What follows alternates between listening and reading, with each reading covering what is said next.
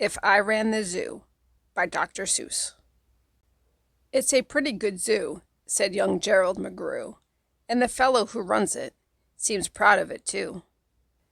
But if I ran the zoo, said young Gerald McGrew, I'd make a few changes.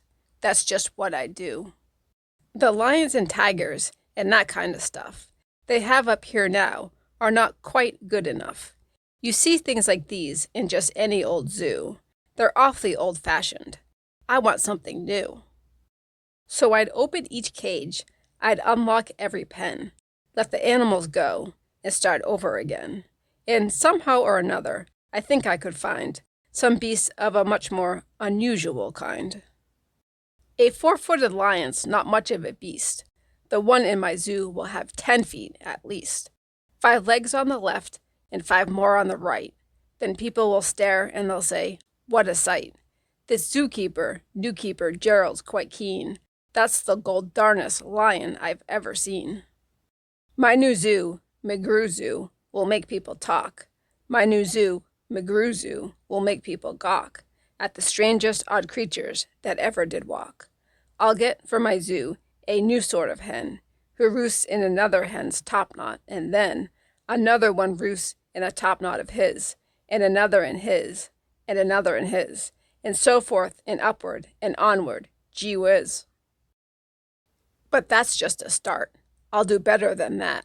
They'll see me next day in my zookeeper's hat, coming into my zoo with an elephant cat. They'll be so surprised they'll all swallow their gum. They'll ask when they see my strange animals come, "Where do you suppose he gets things like that from? His animals all have such very odd faces. I'll bet he must hunt them in rather odd places." "And that's what I'll do," said young Gerald McGrew. "If you want to catch beasts you don't see every day, you have to go places quite out of the way. You have to go places no others can get to. You have to get cold, and you have to get wet too. Up past the North Pole, where the frozen winds squeal, I'll go and I'll hunt in my Skeel-mobile, and bring back a family of what do you know, and that's how my new zoo, McGrew Zoo, will grow. I'll hunt in the mountains of Zamba, my tant, with helpers who all wear their eyes at a slant, and capture a fine fluffy bird called the bustard, who only eats custard with sauce made of mustard, and also a very fine beast called the flustered, who only eats mustard with sauce made of custard. I'll catch them in caves, and I'll catch 'em in brooks. I'll catch 'em in crannies, I'll catch 'em in nooks that you don't read about in geography books. I'll catch 'em in countries that no one can spell, like the country of Mata, Fa Pata, Fa Pel. In a country like that, if a hunter is clever, he'll hunt up some beasts that you never saw, ever. I'll load up 5 boats with a family of jotes, whose feet are like cows but wear squirrel skin coats, and sit down like dogs but have voices like goats, excepting they can't sing the very high notes. And then I'll go down to the wilds of Nantucket and capture a family of lunks in a bucket. Then people will say, "Now I like that boy heaps. His new zoo, McGrew Zoo, is growing by leaps. He captures them wild, and he captures them meek. He captures them slim, and he captures them sleek. What do you suppose he will capture next week?" I'll capture one tiny, I'll capture one cute. I'll capture a deer that no hunter would shoot. A deer that's so nice he could sleep in your bed, if it weren't for those horns that he has on his head. And speaking of horns that are just a bit queer, I'll bring back a very odd family of deer. A father, a mother, 2 sisters, a brother, whose horns are connected from one to the other, whose horns are so mixed they can't tell them apart, can't tell where they end, and can't tell where they start. Each deer's mighty puzzled, he's never yet found if his horns are hers or the other way round. I'll capture them fat, and I'll capture them scrawny. I'll capture a scragglefoot mulligatawny, a high-stepping animal, fast as the wind, from the blistering sands of the desert of Zend. This beast is the beast that the brave chieftains ride when they want to go fast to find some place to hide. A mulligatawny is fine for my zoo, and so is a chieftain. I'll bring one back too. In the far western part of southeast North Dakota lives a very fine animal called the iota. but I'll capture one who is even much finer in the northeastern west part of South Carolina. When people see him, they will say, "Now by thunder, this new zoo, McGrew Zoo, is really a wonder." Most beasts are quite friendly, but still in some lands, some beasts are too dangerous to catch with bare hands. For those that are ugly and vicious and mean, I'll build a bad animal catching machine. It's rather expensive to build such a kit, but with it a hunter can never get bit. A zoo should have bugs, so I'll capture a squirrel, whose legs are snarled up in a terrible snarl. And then I'll go out and I'll capture some chugs, some keen shooter, mean shooter, bean shooter bugs. I'll go to the African island of Yurka and bring back a tizzle-topped tuft mazurka, a kind of canary with quite a tall throat.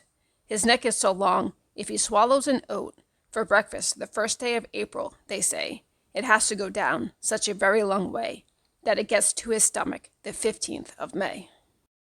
I'll bag a big bug who is very surprising, a feller who has a propeller for rising, and zooming around, making cross-country hops from Texas to Boston with only 2 stops. Now that sort of thing for a bug is just tops. And when I've caught him, the next thing you know, I'll go and I'll capture a wild tic-tac-toe, with X's that win and with zeros that lose. He'll look mighty good in the zoo of McGrew's. I'll bring back a gusset, a gherkin, a gasket, and also a gooch from the wilds of Nantasket. And 8 Persian princes will carry the basket, but what their names are, I don't know, so don't ask it. In a cave in Khartoum lives a beast called the Natch that no other hunter's been able to catch. He's hidden for years in his cave with a pout, and no one's been able to make him come out. But I'll coax him out with a wonderful meal that's cooked by my cooks in my cooker-mobile. They'll fix up a dish that is just to his taste, 3 chicken croquettes made of library paste, then sprinkled with peanut shucks, pickled and spiced, then baked at 600 degrees and then iced. It's mighty hard cooking to cook up such feasts, but that's how the new zoo, McGrew Zoo, gets beasts. I'll go to the faraway mountains of Topsk, near the river of Nobsk, and I'll bring back an Obsk, a sort of kind of thingamabosk, who only eats rhubarb and corn on the Kobsk. Then people will flock to my zoo in a mobsk. McGrew, they will say, does a wonderful jobsk. He hunts with such vim, and he hunts with such vigor. His new zoo, McGrew Zoo, gets bigger and bigger. And speaking of birds, there's the Russian Palusky, whose headski is redski and belly is blueski.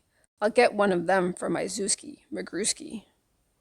Then the whole town will gasp, why this boy never sleeps.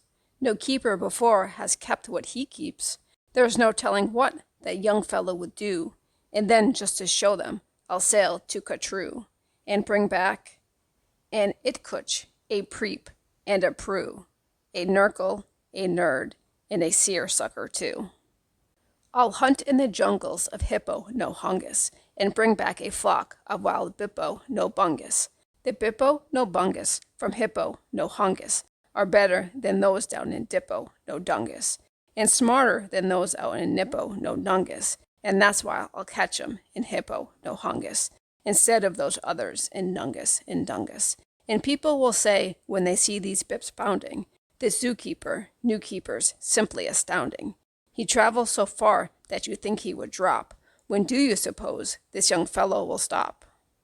Stop?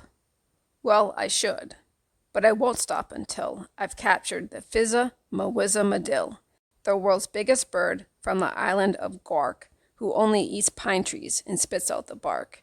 And boy, when I get him back home to my park, the whole world will say, young McGrew's made his mark. He's built a zoo better than Noah's whole ark. These wonderful, marvelous beasts that he chooses have made him the greatest of all the McGrewses. Wow, they'll all cheer. What this zoo must be worth. It's the gall-darnest zoo on the face of the earth. Yes, that's what I'd do, said young Gerald McGrew. I'd make a few changes if I ran the zoo.